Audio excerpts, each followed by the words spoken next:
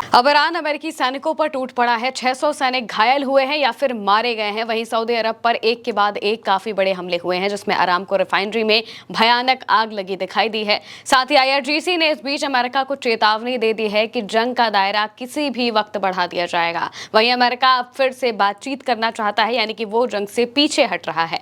Clash report के हवाले से पहली खबर है, जिसमें बताया गया है कि इराक के बाबिल यानी कि बेबीलोन वाले इलाके में अमेरिका का एक MQ-9A रीपर ड्रोन मार गिराया गया है। टोही ड्रोन ये है, इसे मार गिराया गया है ईरान की तरफ से। और ये भी कहा जा रहा है कि जो ईरान के इराक में मौजूद मिलिशिया ग्रुप्स हैं, उन्होंने इसे मार गिराया है। यानी कि अमेरिका के ठिकानों के आसपास मिलिशिया ग्रुप काफ़ी अच्छे तरीके से एक्टिव है। वो अमेरिका के एक एक हमले पर तुरंत वहीं से जो निशाना है वो साथ देते हैं और MQ-9 रीपर ड्रोन मार गिराया गया है। इसके अलावा क्लैश रिपोर्ट के हवाले से काफ़ी बड़ी खबर सामने आई है, जिसमें बताया गया है कि सैटेलाइट तस्वीरों में सऊदी अरामको की अब कैग फैसिलिटी में बड़ी आग लगी है। धुएं का गुबार और जलने के निशान दिखाई दे रहे हैं।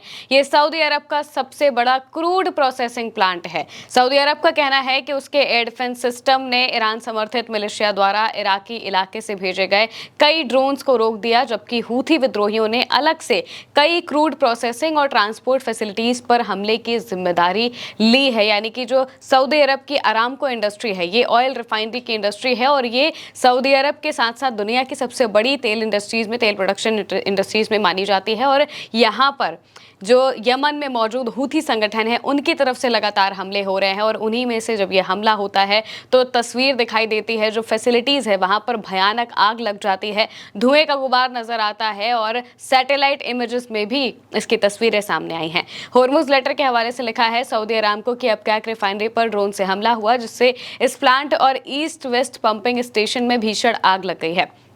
नासा के फर्म सैटेलाइट से मिली तस्वीरों से एक जगह पर बड़े पैमाने पर आग लगने की पुष्टि हुई है। अबकैक दुनिया का सबसे बड़ा क्रूड ऑयल स्टेबलाइजेशन प्लांट है, जो दुनिया भर के होने वाली तेल सप्लाई का 5 से 7% हिस्सा प्रोसेस करता है। सऊदी अरब ने इस हमले के लिए इराक में ईरान समर्थित विद्रोही समूहों को जिम्मेदार ठहराया है। साथ ही कई प्रोडक्शन साइट्स पर इमरजेंसी फ्लेयरिंग शुरू कर दी है और कहा है कि उसे जवाबी कार्रवाई करने का अधिकार है। यानी कि यहाँ पर सऊदी अरब कह रहा है कि हूथियों के अलावा जो इराक में मौजूद मिलिशिया ग्रुप्स हैं, उन्होंने हमला किया है। इसको इराक ने अपनी तरफ से पूरी तरह से खारिज कर दिया। हालांकि सऊदी अरब कह रहा है कि वो इस हमले का बदला जरूर लेगा। वहीं दूसरी तरफ हूथी विद्रोहियों का क्या कहना है, ये भी जान लेते हैं। क्लैश रिपोर्ट के हवाले से लिखा है, यमन के हूथी विद्रोहियों का कहना है कि उन्होंने पूर्वी सऊदी अरब के यनबू से जोड़ने वाली जो अहम तेल सप्लाई और ट्रांसपोर्ट इंफ्रास्ट्रक्चर है, यहाँ पर हमले किए हैं। यानी कि यनबू पर हमले किए हैं। जो हूथी विद्रोही हैं, उन्होंने यनबू पर हमले किए हैं, ये बात उन्होंने कही है। बाकी हमलों के बारे में उन्होंने कोई जिक्र भी नहीं किया। लेकिन इस बीच एक और बड़ी खबर सामने आती है कि अमेरिका के जो 600 सैनिक हैं, वो अब तक घायल या फिर मारे गए हैं। लिखा गया है, ये CNN के मुताबिक, ग्लोब लेटर ने CNN के मुताबिक बताया है कि ईरान युद्ध में मारे गए और घायल हुए अमेरिकी सैनिकों की कुल संख्या 600 से ज्यादा हो गई है। पेंटागन ने वीकेंड पर चुपचाप अपने डेटाबेस में 140 से ज्यादा घायल सैनिकों के नाम जोड़े। इसके साथ ही 28 फरवरी को युद्ध शुरू होने के बाद से मारे गए सैनिकों की कुल संख्या 18 हो गई है और घायल सैनिकों की संख्या 624 हो गई है। यानी कि अमेरिका के 600 से ज्यादा जो सैनिक हैं, वो घायल बताए जा रहे हैं। इन रिपोर्ट्स में जो आधिकारिक रिपोर्ट्स हैं, उनमें अब आधिकारिक आंकड़ा इससे अलग भी हो सकता है, ये सबको पता है, क्योंकि अमेरिका अक्सर अपने आंकड़ों को छिपाता है। सैनिकों की जान जाने वाले आंकड़ों को तो खास तौर से छिपाया जाता है और इसी वजह से चुपके से ये जो आंकड़े हैं ये लिखे जा रहे हैं, क्योंकि इसका भी तो जवाब देना होगा कि आखिर कितने सैनिक घायल हुए और जितने हुए उसमें से आप कम क्यों लिख रहे हैं। ये तमाम तरह के जो सवाल हैं, उनका जवाब देना पड़ता है पेंटागन को, रक्षा मंत्रालय को, और इसी वजह से उन्होंने बिल्कुल चुपके से 150 सैनिकों के नाम कुछ दिनों पहले ही ऐड किए, जो कि घायल हो चुके हैं। और कुल मिलाकर अगर देखा जाए, जब से फरवरी से ये जंग शुरू हुई है, तब से जो आधिकारिक आंकड़े हैं उनके मुताबिक 600 सैनिक घायल हुए हैं, लेकिन ईरान कहता है कि 200 से ज्यादा तो उन्हें वो मार चुका है। ये बात ईरान कहता है।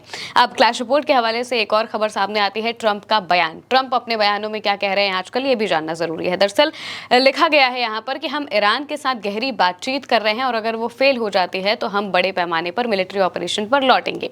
मैंने ईरान के साथ बातचीत का मौका देने के लिए मीडिएटर्स की रिक्वेस्ट का जवाब दिया। मैं बातचीत के लिए ज्यादा समय नहीं दूंगा।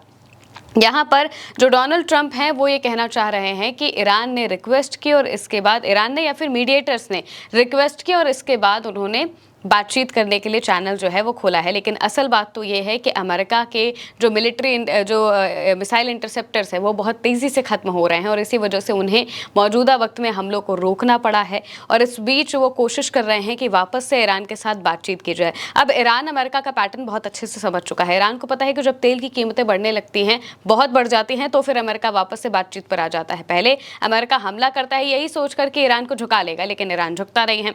ईरान हमलों का जवाब और बड़े हमलों से देता है और इसके बाद फिर जब तेल की कीमतें बढ़ने लगती हैं तो अमेरिका वापस से शांत हो जाता है और बातचीत की टेबल पर आने लगता है कि चलो बातचीत करते हैं। तो अब जो डोनाल्ड ट्रंप है वो कह रहे हैं कि हम बातचीत कर रहे हैं, लेकिन अगर बातचीत सफल नहीं होती है तो वापस से मिलिट्री ऑपरेशन पे लौटेंगे। यानी कि एक तरीके से वो अपने आप को पहले प्रिपेयर कर रहे हैं, प्रिपेयर करने के बाद थोड़ा हॉल्ट लेते हैं और फिर वापस से हमले शुरू कर सकते हैं। ये जो पूरा पैटर्न है ये समझ में आ रहा है। क्लैश रिपोर्ट के हवाले से लिखा है, अमेरिका के साथ बातचीत पर ईरान के जो विदेश मंत्रालय के प्रवक्ता है इस्माइल बगाई, उन्होंने बयान दिया। उन्होंने कहा कि मीडिया में चल रही इन अटकलों पर ज्यादा ध्यान ना दें। अभी अमेरिका के साथ हमारी कोई बातचीत नहीं हो रही है। हमारी जो भी बातचीत हो रही है जिसके अलग अलग मतलब निकाले जा सकते हैं वो ओमान के साथ है। ये बातचीत होर्मुज स्ट्रेट से जुड़ी जरूरी व्यवस्थाएं करने पर केंद्रित है। यानी कि जो ईरान है वो बातचीत अगर कर भी रहा है तो वो सिर्फ और सिर्फ जो ओमान है, ओमान से बातचीत कर रहा है, क्योंकि ओमान और ईरान के बीच में होर्मुज स्ट्रेट को लेकर जो बातचीत है वो होनी बहुत ज़रूरी है, क्योंकि वहाँ पर व्यवस्थाएं देखनी है, वहाँ पर आने जाने का रास्ता देखना है। और ओमान वाले कॉरिडोर से ही मौजूदा वक्त में जो अमेरिका है वो जहाज़ों को निकालने की कोशिश करता है। तो इसको लेकर भी ईरान ओमान से बातचीत कर रहा है ताकि यहाँ पर कोई बाहरी अपना कब्जा ना जमा पाए, जैसे कि अमेरिका। यहाँ पर जो पूरा इलाका है ये वहीं के लोगों का हो, वहीं की कंट्रीज़ का हो, जैसे कि ओमान हो गया, ईरान हो गया और बाकी के जो कंट्रीज़ हैं उन्हीं का दायित्व इस पूरे इलाके पर रहे। ये बात ईरान कहना चाहता है। लेकिन वहीं दूसरी तरफ जो अमेरिका है वो इस चीज़ को ऐसे दिखा रहा है कि ईरान बात कर रहा है, मीडिएटर से बात कर रहा है, लेकिन ईरान ने साफ इनकार कर दिया है कि हम कोई बातचीत नहीं कर रहे हैं, ना ही हम अभी कोई बातचीत करेंगे। हमारी जो भी बातचीत हो रही है वो सिर्फ और सिर्फ ओमान से हो रही है और वो भी होर्मुज स्ट्रेट के मामले पर हो रही है। इसके अलावा किसी चीज़ पर बात नहीं हो रही है।